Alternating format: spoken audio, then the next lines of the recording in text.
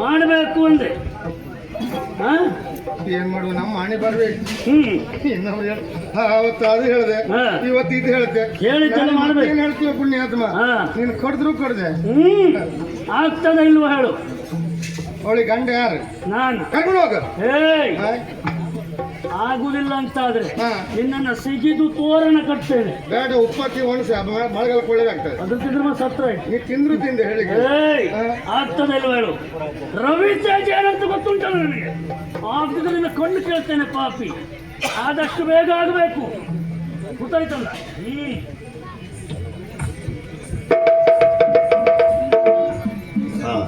ಮಾಡದುಣ್ಣು ಮಾರಾಯ ಎನ್ನುವ ಏನ್ ಮಾಡ್ಲಿಕ್ಕಿಲ್ಲ. ಪ್ರಾರಬ್ಧ ಕರ್ಮ, ಪೂರ್ವ ಜನ್ಮದ ಕರ್ಮ, ವಿಧಿ ಬೆನ್ನ ಬಿಡೋದು ಅಲ್ವಾ. ಅದೇ ಸುಮ್ಮನೆ ನಮ್ಮಷ್ಟು ನಾವು ಪಾತ್ರ ತೊಳ್ಕೊಂಡು ಸುಮ್ಮನೆ ಇರ್ಬೋದಿತ್ತು. ಏನೇನ್ ಮಾಡ್ಬೇಕಿತ್ತು ಅದನ್ನೇ ಮಾಡಿದ್ರೆ ಈ ಪರಿಸ್ಥಿತಿ ಬರ್ತಿತ್ತ. ಅದೇ ಒಳ್ಳೆ ಗೌರವ ಸಿಕ್ತಿತ್ತು, ನಮ್ಮ ಮರ್ಯಾದೆ ಉಳಿತಿತ್ತು. ಈಗ ಹೊಂಡಿಗೆ ಬಿದ್ದಾಯ್ತು. ಈಗ ನೀ ಎಂತ ಮಾಡ್ಲಿಕ್ಕಿಲ್ಲ. ನಾಕಾರಿ ಮಣ್ಣು ಹಾಕೋದೇ. ಅದ್ರ ಮೇಲೆ ಒಂದು ಗಿಡ ನೋಡುದು ಬೇಡ ಮತ್ತೆ ಉಳಿರಿ ಬರ್ರಿ. ಆದರೆ ನಾನು ದೇವಿಯ ಆಲಯದಲ್ಲಿ ತಪ್ಪು ಮಾಡಿದ್ದೇನೆ. ನಾನು ಮಾಡಿದ ತಪ್ಪು ಸರಿಪಡಿಸಿಕೊಳ್ಬೇಕು ಅಂತೇಳಿ ಆದರೆ ತಿದ್ದಿಕೊಳ್ಬೇಕಂದ್ರೆ ಏನು ಮಾಡಲಿ, ಆಗಲೇಬೇಕು ಅಂತೇಳಿ. ಆದರೆ ಇವ ಕನಕವಂಶವನ್ನು ನಾಶ ಮಾಡೋದಕ್ಕೆ ಹೊರಟಿದ್ದ. ಕನಕವಂಶವನ್ನು ಉಳಿಸೋದ್ರ ಬಗ್ಗೆ ಪ್ರಯತ್ನ ನಾನು ಮಾಡಬೇಕು. ಏನು ಆ ರೀತಿಯಲ್ಲಾದರೂ ತೊಳ್ಕೊಳ್ಳುವ ಅಂತೇಳಿ ಏನು ಮಾಡೋದು ಈಗ. ಯಾವ ರೀತಿ ಎನ್ನುವ ಹಾಗೆ ಆ ದೇವಿಯೇ ದಾರಿ ತೋರಿಸಬೇಕು. ಇವ ಹೇಳಿದ ಹಾಗೆ ಇವನ ಹೆಂಡತಿಯನ್ನು ಕರೆದುಕೊಂಡು ಅಮರಗಿರಿಯ ಗಡಿವರೆ ಹೋಗ್ತೇನೆ ನೋಡುವ.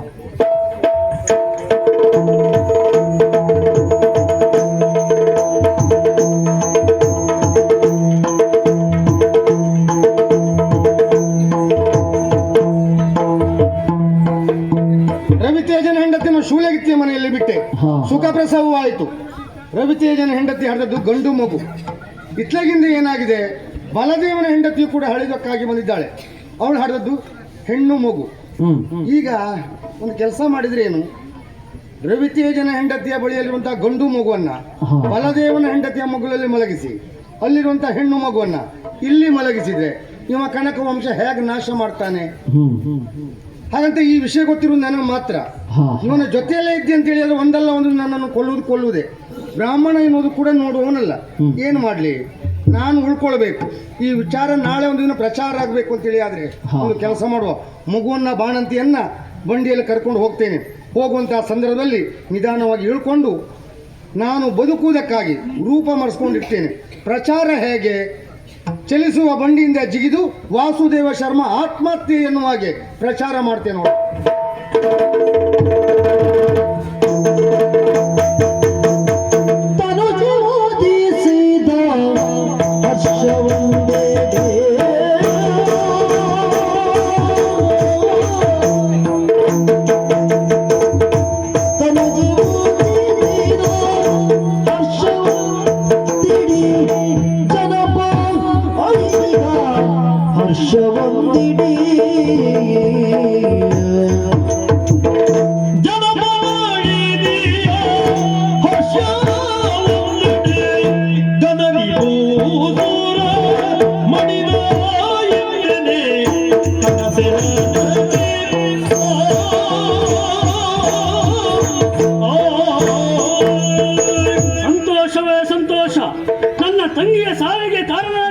ಯಶೋನಿಧಿ ಸತ್ತ.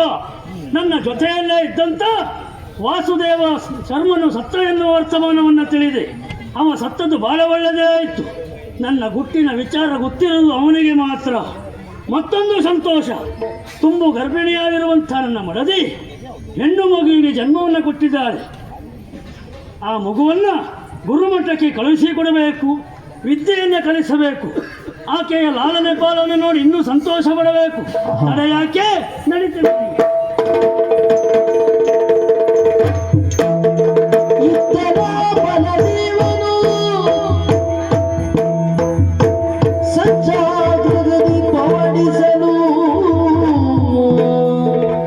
ಸಜ್ಜಾಗ್ರಗದಿ ಪವಡಿಸಲು ಭೀಕರ ದುಷ್ಟಪ್ರಭ